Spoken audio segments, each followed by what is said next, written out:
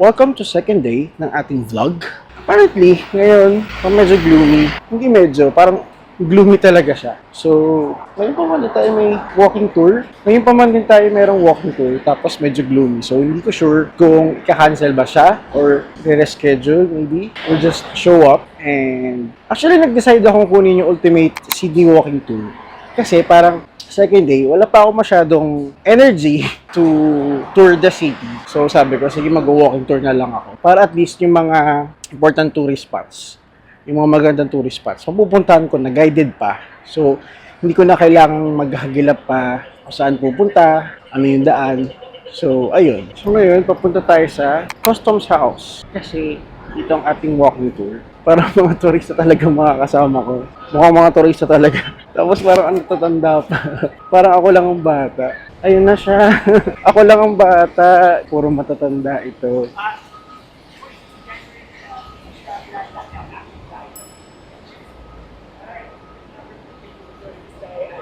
To put a window on the side of the tram so we can look down at those original foundations. Let's go have a look.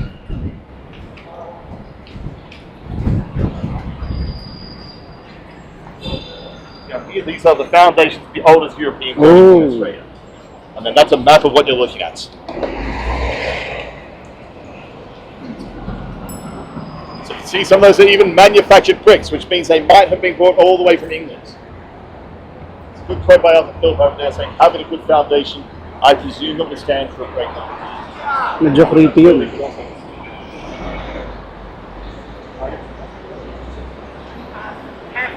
So ito daw Museum of Sydney. Sabi niya, ang nagsasabi lang daw na maganda is yung mga taga Museum of Sydney. Pero siya, sabi niya, wala naman daw siya daw maganda dyan kasi tatlo lang exhibit na nandyan. Okay, let's head up to the right. We're going to go visit the Royal Botanic Gardens. Nature. So now, Botanic Gardens ata. Next. Parang super windy talaga ngayon. Sobrang windy. Ang saya, hindi ko kailangan magbaro ng Jisoo Life. Dito pa kaya tayo dito. Jisoo Life, who?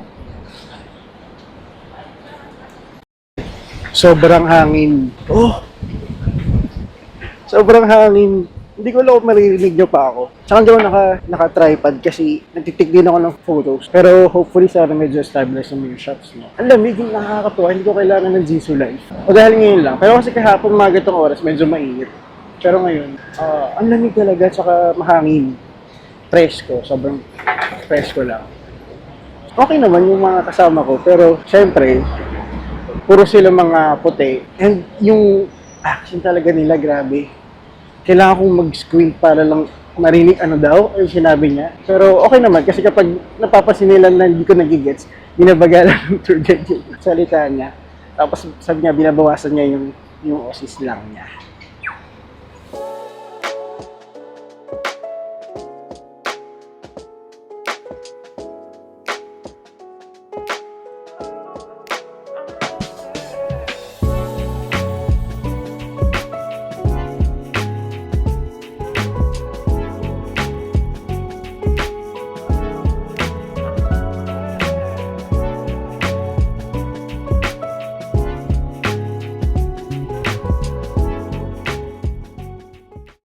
Yun yung tinatawag nila na white ibis. Madami siya dito sa Sydney. And sabi nila, it's a trash chicken kasi madalas kumakain sa mga garbage, ganun. Pero hindi naman daw sila harmful. So parang friendly lang din naman sila. Pero they call it trash chicken kasi kumakain sa mga basura-basura. So, wow.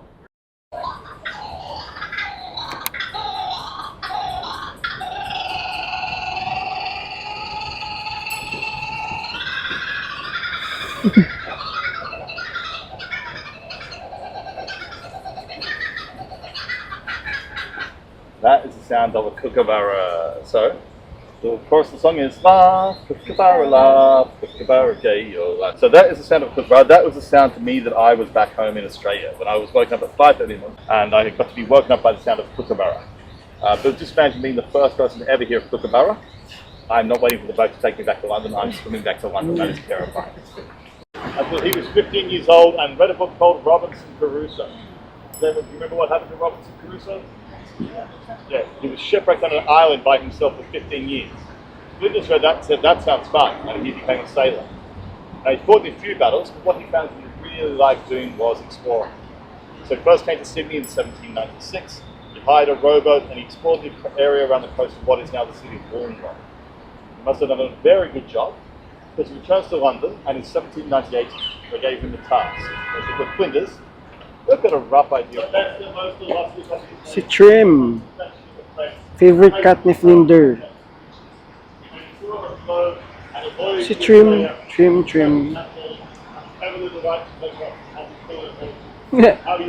Kaya lang sabi sa kwento, nung mamatay si Matthew Flinders, hindi niya na nakita yung favorite cat niya na si Trim. So, pininiwalaan niya is kinuha na ng mga slave. So, kawawa naman. You can sit on that balcony and have some cocktails and then go do surgery. But nowadays, it is the House of Parliament of New South Wales. So this is where we run the state from. In terms of political culture, we have all the integrity of Chicago. Medyo nakakahiya yung mababanggit yung Philippines. And yung corruption natin sa scandal, aware yung mga tour guide. Sila, tinatry kasi nilang i-manage talaga and mawala sa sistema nila yung corruption. And it's really a big scandal daw kasi kapag talagang natuklasan yung mga members of the government na may corruption. So, nakakahiya, aware sila sa mga issue natin for good luck. So, sige. Gawin natin. Sige. Go ahead.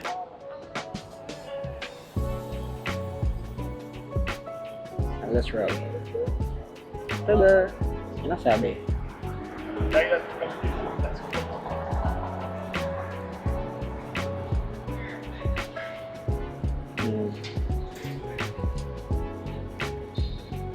Sydney Hospital.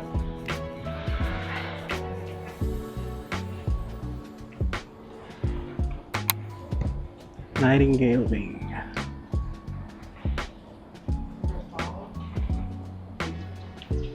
The streets are from massage parlor, Yeah. specialized in men's health. Oh.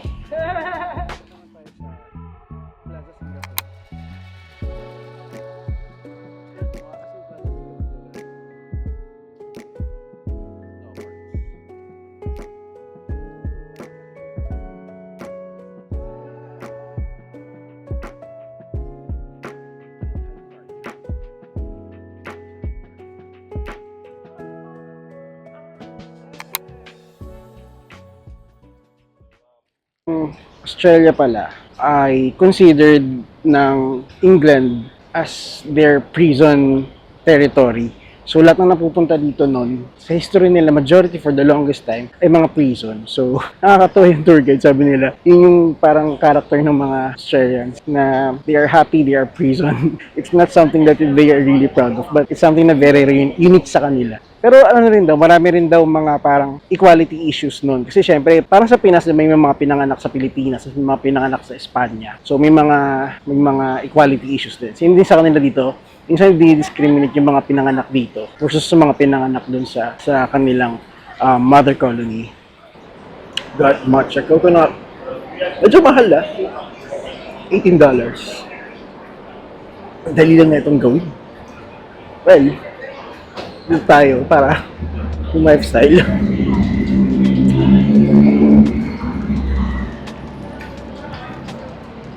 So later, we'll be here.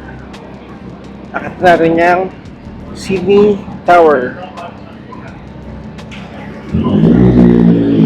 Pero hindi na ako nag-decide na kumain doon. Kasi meron doon revolving restaurant. Hindi na ako nag-decide kumain doon. Kasi gusto kong mag-try ng iba. Oh, may iwan ako. Teka.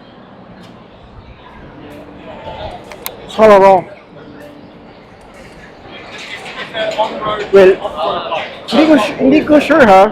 Pero ito bang area na to ng Westfield? Ito ba yung parang pinaka-orchard nila sa Singapore? O sa mga taga Sydney dyan? Hindi ko sure. Pero it's giving me orchard vibes. Kasi ang dami mga luxury and designer brands. Westfield. Hindi ako nagkakamali, ito yung mga nakita ko nagkaroon ng Black Friday sale kahapon.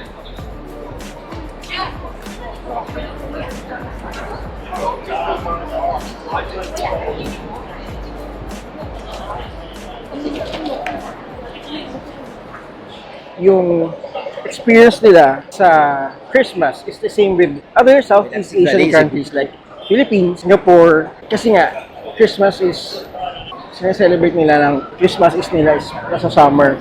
So mainit din sila. So, but sometimes, celebrate din daw nila minsan, intentionally, yung Christmas, July, kasi nga malamig.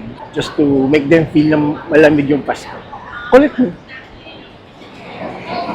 Alam yun, hindi talaga ako fan ng paper straw. I hate paper straws. But dito, ewan ko, for some reason, hindi siya masyadong dry. Akala ko nga plastic siya eh. Pero paper straw siya. Hindi ako nangingilo. Kasi minsan sa paper straw, nangingilo talaga ako. Or dito, hindi naman. Ang ganda ng building. This is QVB. Queen Victoria Building. Ito daanan ng tram to. Very busy kasi weekend. Kaya ang daming tao rin sa labas. Kahapon di masyado kasi nga marami pa rin ang nasa work.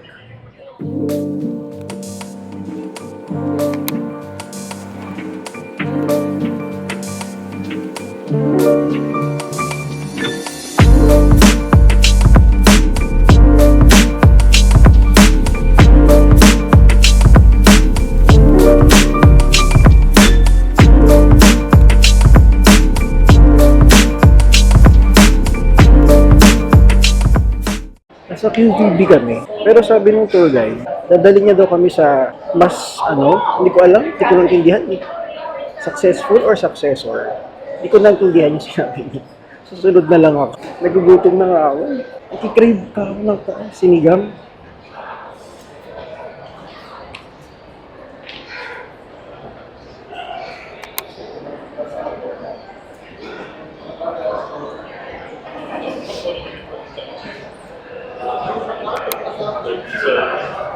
There is a highs at the other end of the building.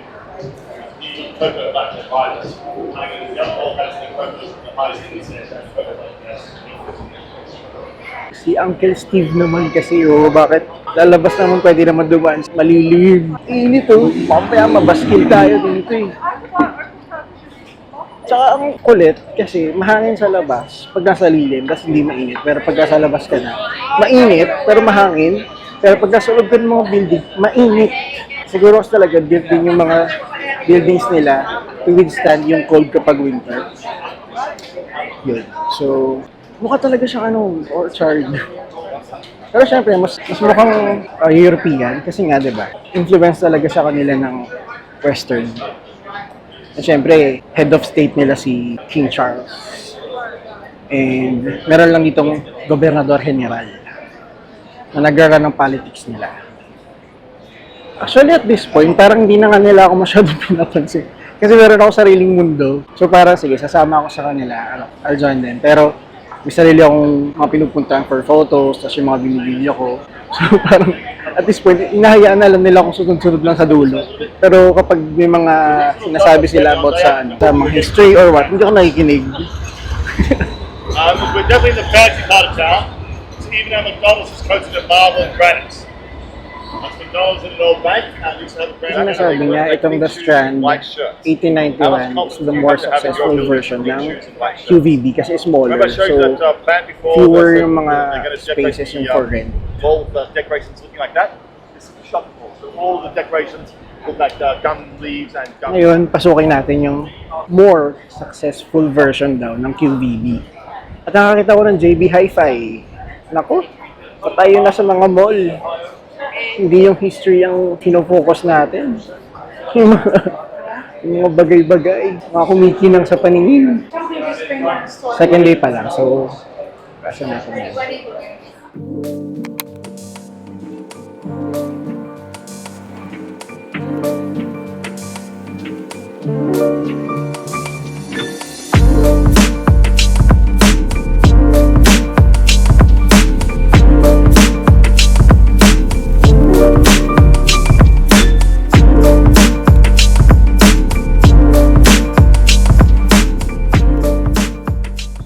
Na-explain naman kasi ni Uncle Steve na mas successful ito kasi mas maraming Mas maraming customers, mas maraming shop. Kasi doon ang mahal ng rent. So, mostly yung mga nandun is mga luxury brands.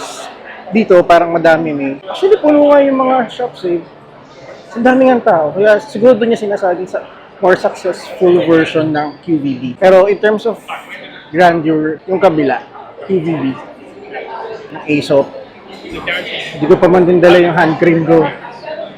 Nagdadry na nga yung balat ko sa kamay. Naku, mapapabili tayo dito. Uncle Steve, lumayos na tayo dito.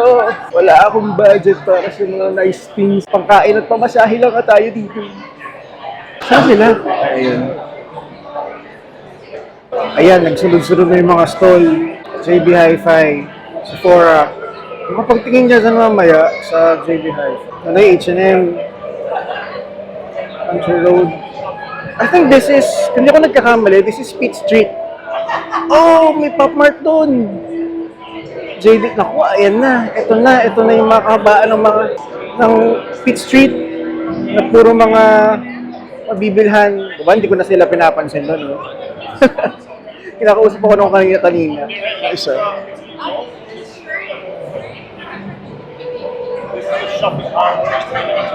Hindi sila masyadong pinapansin.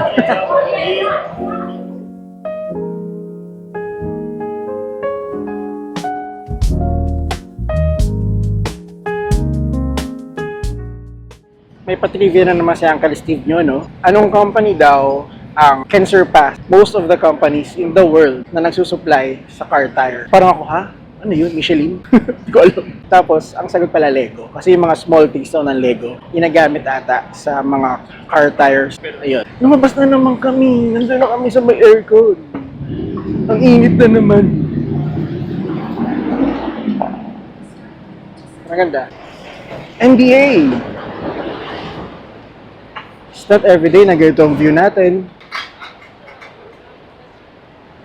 Pero mga, ano kasi, oldies yung mga kasama ko eh. Dalawa lang yung bata. Kung jowa pa. Uy, may cos! Ayun na. Nakatingin na naman tayo sa mga nice things. Kumakabit yung tripod ko kasi parang masyadong agaw eksena. Agaw eksena, magbinuksan ko pa yung tripod. Okay na to, kaya na mga extend ng kamay ko. So madami rin talaga mga tours. Akala ko parang pili lang. Kaya na nga may sinamahan pa akong teka. Change subject. Dito tayo sa Martin's Place. Ito yung nag-light up ng Christmas tree nila. Ayan o. Christmas in Sydney feels like Christmas in Philippines and Singapore. Kasi mainit. So it's a familiar feeling. Oh. Diba? Init na sila ate. Sige te, kaya niya yan ha? Natatawa na lang isa akong kasama sa akin kasi may sarili akong mundo.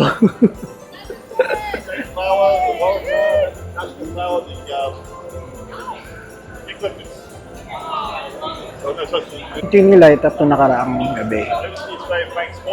Hindi ko lahat naabutan.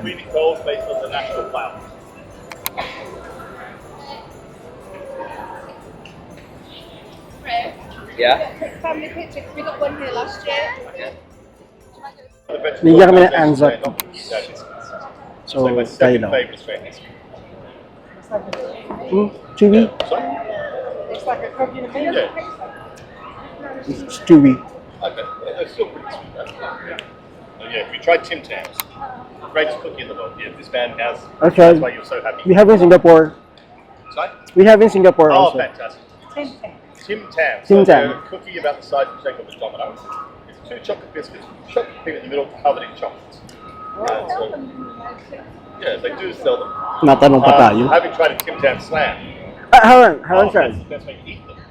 You bite 2 diagonally opposite corners off, and you now use the biscuit as a straw. Natanong pa tayo. Kasi pabibo eh. At dito nagpapabibo tayo eh. Teka, twisted na yung kamay ko. Ayun, so, natanong kami kung natikman na daw yung Tim Tam. Sabi ko, tikman ko na kasi meron nun sa SG. Mga kasama ko kasi, hindi pa nila alam yun. Pero saan kami pupunta ngayon? Pila yung Lululemon, no? Ano na naman nakakita natin. Hindi tayo titingin dyan, Carl. Hindi tayo titingin dyan. Hindi tayo titingin ng Lululemon. Diba? Hindi ako tumitingin. Dahil hindi ko titingin ng Lululemon. Kaya, ay, naku, doon pa sila pupunta. So, how? Iniiwasan ko doon pa pupunta sa Lululemon. 10 minutes. That way. Sige, dyan tayo sa mainit para masaya. What do you call a deer with no eyes? No idea. Already, You call a deer with no eyes and no legs? Still no idea. Ano No daw? eyes, no legs, and no ears. Tatawa na lang tayo. Doesn't matter, it can't hear you. Diba? Tumawa na lang tayo. Hindi natin intindihan eh. Hindi ko nagets yung humor ni Kuya. Hey, how you doing? It's my landlord. How you going to go today? Ah, oh. Keep her out of trouble. Sikat naman pala si Uncle Steve. Ang layo na nang nararating namin ha. Kanina kabisado ko pa eh. Ngayon, parang I'm lost. Hindi ko na matandaan kung babalik ulit ako dito. Nalimutan ko na yung daan. Pero so far, parang walkable naman lahat. May aircon eh. Ayan. Ang layo na namin. Hindi ko na alam paano ako uwi. Mag-Uber na lang ako mamaya. Ay, si Pachi! Si Pancho! Cute! Pancho! Cute oh. Pancho! Ah, cute!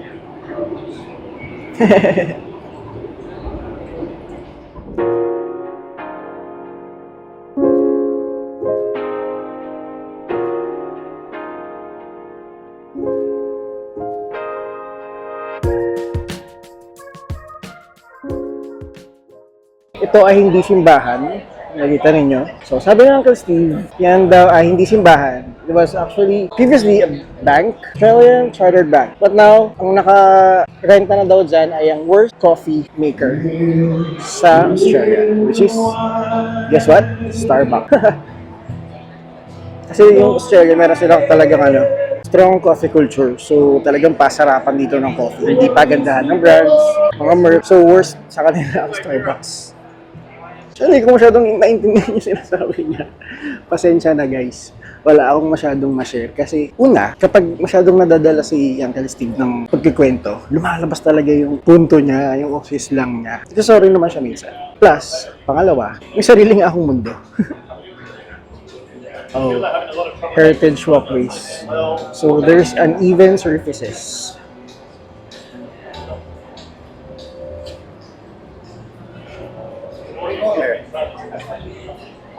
So, gusto ng mga beer. Sa katanghalian tapat. Well, mga Pinoy naman. Gin pa nga minsan eh. Sa mga kanto, tanghaling tapat.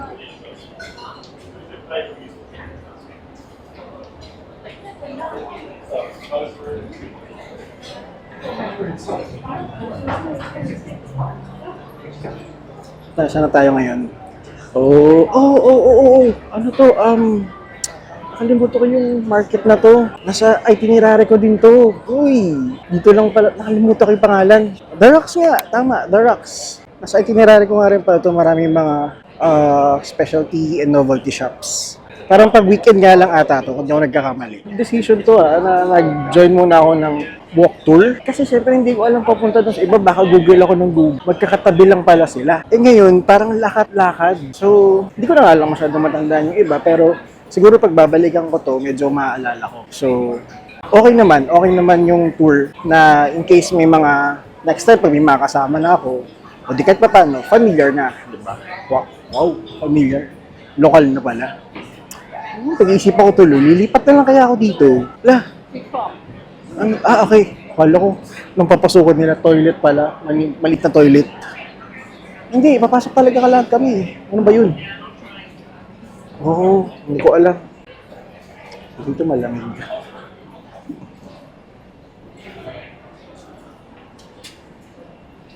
Nasaan na tayo?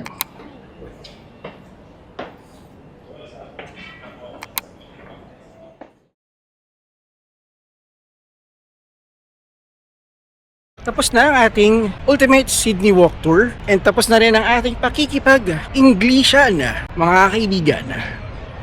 So kailangan nating i-pull yung pinaka-slang natin na pwedeng gamitin. Tour guide namin very Australian. So, paepek tayo like, later, please later. Ganon. Tapos syempre yung mga kasama ko, pag alaman ako, mga Americans pala sila. Actually, mas naintindihan ko sila kasi syempre dati nag-work ako sa Accenture na may client kami na American. So, much comfortable ako, pakinggan sila. So, syempre, sa mga Aussies, talaga lumalabas yung pagkaslang. Pero okay lang kasi nag-a-adjust naman sila. Grabe, nakipagtsikahan pa yung mga Americans kanina sa lunch. They said the most basic Filipino thing sa akin. Una, kasi yun lang naman yung ano nila, yun lang naman yung way to connect nung lunchtime. So, number one, alam ko daw ba yung lumpia? Syempre, ang kulit eh. Ang kulit nila, yung parang mga, do you know lumpia? You know, lumpia is very good. I was like, yeah. It's like the main star of our celebration. You know like adobo? Oh naman. Yeah, of course. We have different kinds of adobo. We have pork, we have chicken, we even have squid. We're like, wow, you know, I have a friend, like, ako, yung mga accent talaga nila. So parang ako, like, really? Ano nangyayari? Kinakain na tayo ng sistema, Carl. Dapat ano tayo? Nola! Ganon. Ngayon, so, nauna na ako sa kanila. Sabi ko, may mga dadaan pa kasi pupunta pa tayo ng Sydney Eye, which by the way, yung daan ko na kanina, nakita nyo naman, pero dito sa pinagagaling ako ngayon, hindi ko na ulit matandaan paano bumalik doon, pero alam ko, lakad lang. Pero, hindi ko alam kung saan ulit yung way, pero sige, napin na lang natin. Kung hindi naman tayo makapunta ngayon, pwede naman sa ibang araw. Actually, medyo pagod na nga ako eh. Talagang mga trentahin. Kung mga trentahin, hindi na tayo pang buong araw. Kailangan natin mga massage, chill time sa hotel. Pero okay lang, maganda. It's really a good experience kasi nga, na-familiarize ka na doon sa lugar. Mas hindi na ako worried, baka maligaw ako. Kasi parang paikot-ikot lang eh. Tsaka generally, sa mga nakapunta na ng Australia talaga dyan, or even yung mga nakatira sa Australia ng mga Pinoy, is it really a thing sa mga Australians na parang friendly, mabati sila, ganun? Kasi ka nila kilala. Anyway, so nangangawit yung kamay ko kasi ako naka-tripod. Pero ngayon, papahinga muna ako dahil napagod ako kakalakad. Pero malamig naman, wag lang sana ulan. So, laters!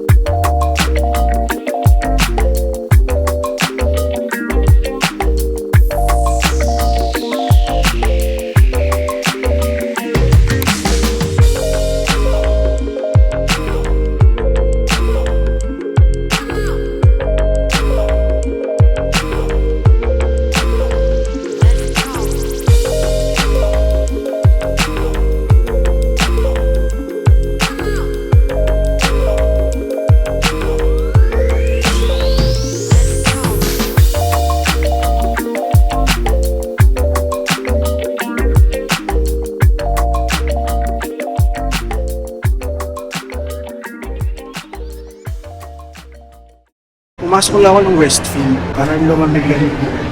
So, hindi ko alam saan ako pupunta. Saan yung puntang Sydney Tower. Kasi may ticket ako.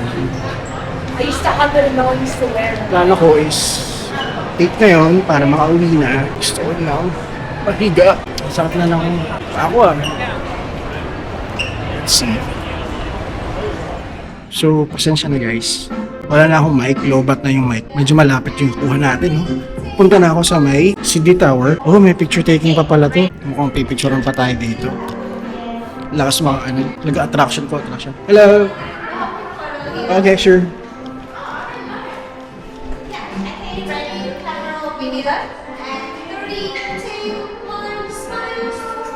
Okay, we have one more. You Okay. can do another pose. Sure. Yeah, ready? And 3, 2, 1.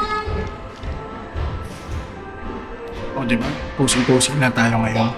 Thank you. Okay, thank you. Good job. Kasi kahit pagod na, pinupush natin to. Kasi binayaran natin to. Sige lang. Pagkatapos ito, medyo ikot-ikot na lang siguro sa mall.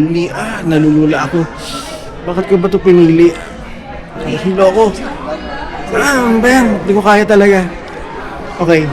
Itong Sydney Tower, siya yung highest structure dito sa buong Sydney. I think it's 300 plus meters. Honestly, nalulula ako kahit alam ko sarado yan. Parang hindi ko kayang lumapit. Kukuha na lang ako ng photo mamaya pero nalulula ako talaga. So paano tayo niyan sa Blue Mountains?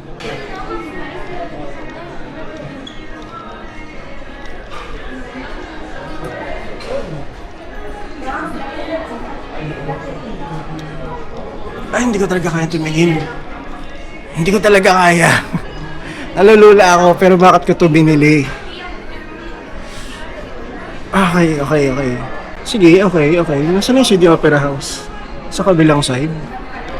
Kukuha na lang ako ng pictures. Tapos, after kasi nito, baka konting mall na lang. Papahinga na ako. Kasi parang napagod talaga ako sa walking tour. So, okay naman ako dito. Kukuha na lang ako ng photos mamaya. Siyempre, remembrance. Pero ayan, sige, kung gusto nyo makita, flip ko lang.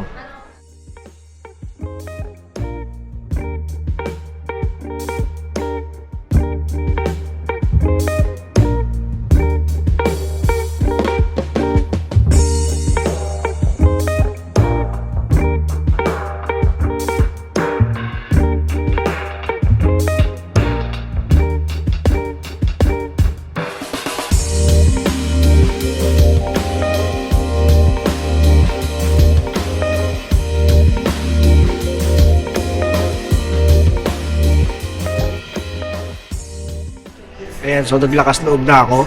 Kasi sayang naman. Ganyan siya. Oh.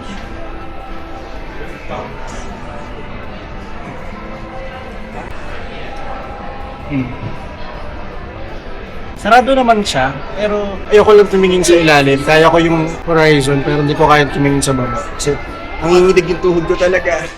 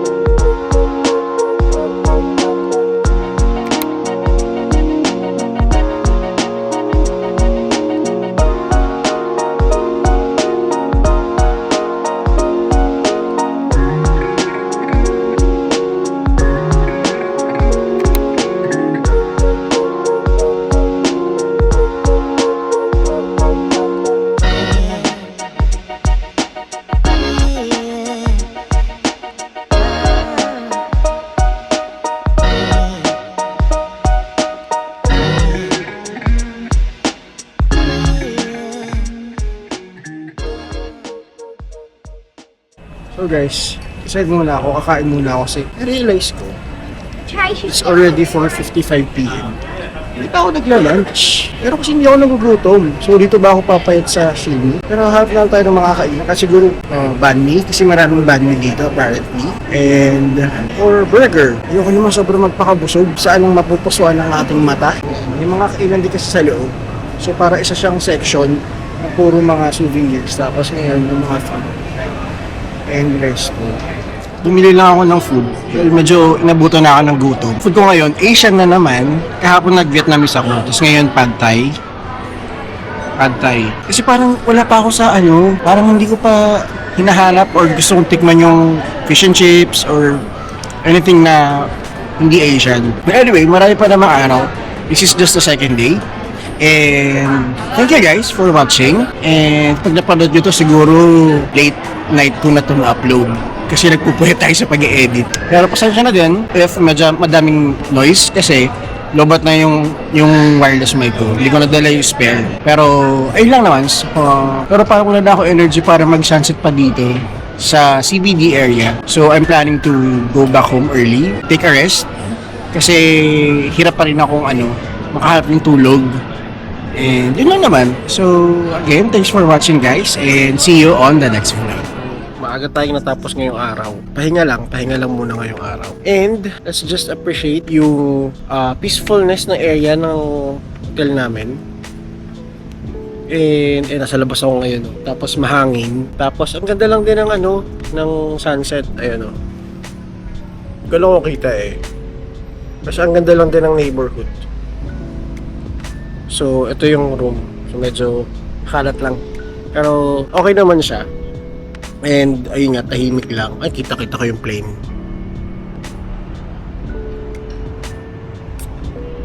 So that's it for today. And editing mode muna tayo ngayon. Pahinga, looking forward for another day tomorrow. And thank you Lord for today. And I'm just very thankful for this experience. Na I know this is my first time here and ang sarap ng hangin ang lamig. Kala mo nasa ako, nasa either Baguio, Tagaytay or Hanoi or Sapa, Vietnam. Malamig sa gabi. Talagang umiinit lang siya pag pumatak na yung bandang alas 12 hanggang mga alas 2, ayan, alas 3. Pero pagdating ng hapon, lumalamig na ulit, mas mahangin na ulit. So, yun lang and looking forward for another day.